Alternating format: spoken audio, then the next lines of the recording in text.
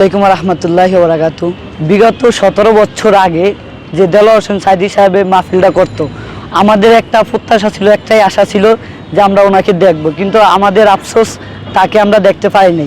তাই জন্য ওনার বদলেতে আমাদের প্রিয় শায়েখ, সকলের প্রিয় ডক্টর মিজানুর রহমান আজহারী আসবে এই মাহফিলে। আমরা দেখব তাকে, এটা আমাদের কাছে আনন্দিত, গর্বিত।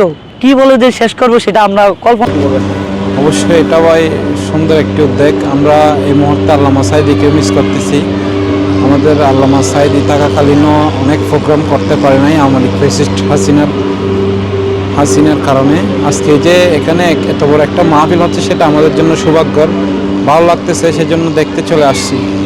অনেক আগে থেকে আমরা দেখতে চলে আসছি। মিজানুর রহমান আজহারী সাহেবকে কি আপনাদের উদ্দীপনার বিষয়ে কি বলবেন? মিজানুর রহমান আজহারী হচ্ছে একটা ইসলামিক স্কলার্স। ওনার সম্পর্কে আসলে কিছু বলার নাই, ওনার তুলনা উনি নিজেই।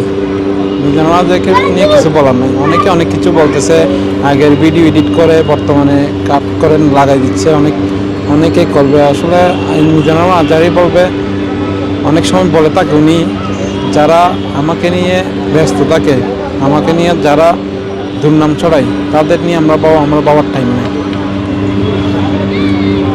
এটা বিশ্ব জানে সাঈদী সাহেবের তাফসিরুল কোরআন মাহফিলের স্থান প্যারেড ময়দান দীর্ঘ 17 বছর পরেই আবার অনুষ্ঠিত হতে যাচ্ছে। আলহামদুলিল্লাহ, আমরা সকলেই শুকরিয়া বোধ করতেছি আল্লাহ রাব্বুল আলামিনের দরবারে যে দীর্ঘ 17 বছর পর মাহফিলের আয়োজন করা হয়েছে। ইনশাল্লাহ লক্ষ লক্ষ মানুষের সমাগম হবে।